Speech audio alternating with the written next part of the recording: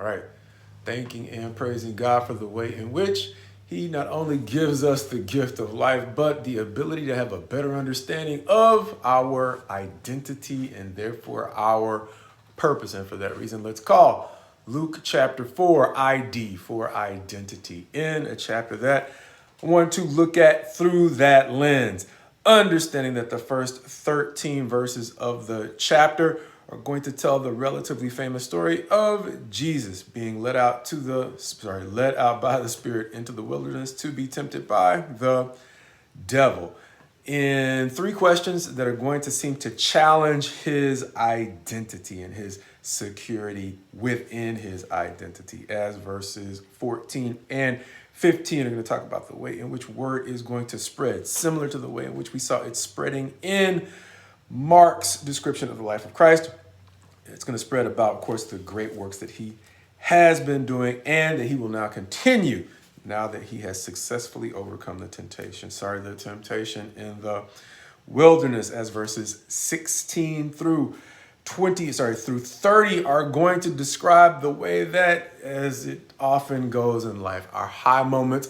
are soon chased far too often by lows, as he's going to be rejected back in his hometown, only to see in verses 31 through 37 the way in which the low moments don't last for long, as he is going to get back to healing and looking after those in need. Among them, in verses 38 through 41, Simon Peter's mother-in-law. And that's an opportunity to heal that is going to open the door to other opportunities for him to heal others. And that's exactly what he's going to do, as the chapter is going to close out in verses 42 through 44, once again talking about the way that he is going to continue on, understanding that his identity carries some responsibilities, as much as he might like to stay in the place that they're encouraging him to stay at after he's healed so many after the healing of Simon's mother-in-law. Nevertheless, he is going to move on, understanding that his responsibilities are going to carry him into places where others need healing too. But understanding that back from the beginning, of course, Satan is going to tempt him in the wilderness with three if questions. The first, in verse 3, the devil said to him, "If you are the Son of God, command this stone to become bread." Verse 7, "If you then will worship him," Satan, "all those kingdoms that Satan has now shown him in a moment will all be his," and his meaning the Christ. And in verse 9, it's going to say, "And he took him to Jerusalem and set him on the pinnacle of the temple and said to him, 'If you are the Son of God, throw yourself down from here, for it is written, he will command his angels concerning you to guard you, and on their hands they will bear you up, lest you strike your foot against a stone." Understanding that the first and third ifs are going to go directly to his identity, thus our title, "If you are the Son of God." And again, verse 9, "If you are the Son of God," that being verses 3 and 9, and the middle if, giving him the opportunity to cut corners and basically kind of get what he would kind of potentially be ambitious for, understanding that it is his future role, or he's supposed to fulfill the role as king, not only of Israel, but of us all. Satan's offering him the chance to apparently get all that without the suffering that goes along with it. Temptation, I think we can all relate to, no matter what the ambitions are on our heart, to the degree we can see the difficulty in the road ahead, sometimes making it seem like we might not ever get there. It can be really tempting to want to cut corners, and I think that's part of the appeal that Satan offers him here, understanding that it's not a temptation if you don't feel tempted. And so to a certain degree, I think that Christ is tempted, but I think the larger temptation might actually be in the way that he is comprehensively calling him to question his own identity, understanding that, as we said twice, he's going to say, "If you are the Son of God." And it might seem silly to us in retrospect, because he clearly won not only this challenge, but ultimately he did not back down from the difficulty and the suffering of the crucifixion. But when you're actually going through it in the moment, it's like telling other people your story, understanding that they can't relate to the struggle because they weren't necessarily there. One of the reasons why, as we sometimes point out from Hebrews chapter 2, one of the reasons he is not ashamed to call us brothers is, beyond simply hearing the stories of his life, we allow him to take us into places we will never be able to fully understand the things that he has suffered, but he can take us through enough of a level of difficulty, trial, or even suffering, that we begin to understand on a deeper level the challenges and the temptations that he actually went through in a way that we wouldn't necessarily understand them if we simply observe and listen to the stories from a detached perspective, never fully engaging in, as we've seen in previous Gospels, the responsibility that we have to pick up our cross and follow him through the types of struggles that help us truly understand what he went through.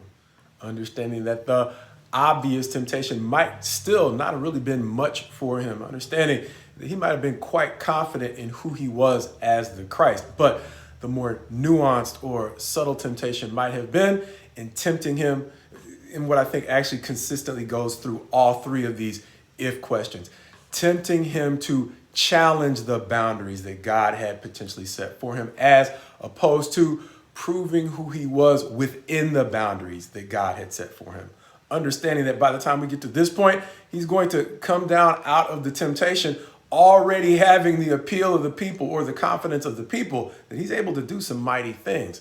He's already proven that he's able in the power of God to do some unprecedented things that they have never seen in Israel to this point and never will see again. And so what the enemy quite possibly is tempting him to do is to divert his attention from displaying who he is within the boundaries that God has set and venturing off or straying off into proving who he is by testing the boundaries that God has set for him. Stated another way, the devil is quite possibly tempting him to be tripped up by the same temptation that might have tripped up the devil, and that is the temptation to test and probe to see what he can get away with instead of staying focused on what he can actually accomplish within the authority that God has already given him. Understanding that when we look at the remaining temptations in the chapter, after verses 14 and 15 talk about the payoff and withstanding or holding up under the temptation of the if challenges in the wilderness, is that his following is still there. And so he did not need to cut corners to get back on the path to greatness that God had for him. Lesson for us all. As verses 16 through 30, which talk about his rejection at Nazareth, show us that his rejection back in Nazareth, his hometown, was not immediate, but it seems that they loved him up until about verse 22, because it's going to say there, and all spoke well of him and marveled at the gracious words that were coming out of his mouth. But a shift is going to happen around about verse 25, where he is going to seem to challenge their identity, giving them two stories of the way that there were many who were in need in Israel during the days that Elijah was sent to the widow of Zarephath to ease her suffering during the days of the drought, and likewise during the days of Elisha. There were many lepers in Israel, but Elisha was only really granting a special favor, I guess, to Naaman, both the widow of Zarephath and Naaman being considered foreigners who were not necessarily known as the people of God, but they found the prophet during a time when those who were known for being the people of God had actually become something else, something that at that time God was not willing to grant healing. And likewise, Jesus seems to be using that as an illustration for the way that healing has come to Nazareth, but how they might actually miss it once he goes past the good news of the healing, the free gift that has come to them, and moves on to the responsibility that it will take for them to actually appreciate it. They don't want any part of that, but they'd rather throw him off of a cliff. He doesn't get thrown off of the cliff because his appointed time of sacrifice is not yet arrived. And so he is going to escape the hostility in Nazareth, and he is going to move on to those who notice or understand his idea or who he is, letting us know that just as Matthew and Mark describe the way that there were times when the demons had a better understanding of who God was than his own people. Likewise, we are going to see him cast out a demon that recognizes his identity in verses 31 through 37. And then likewise, after the healing of Simon's mother-in-law, verses 40 through 40, or 40 and 41, we're going to likewise say that he is going to heal various diseases. And in verse 41, also cast out many demons that also recognize his identity, but he is not going to allow them to make it known, helping us to understand that if demons, probably less powerful and less wise than the enemy himself, the devil who is challenging him in the first part of the chapter, if they can recognize who he was, the devil probably did all the time. Thus, of course, the temptation was just pure evil.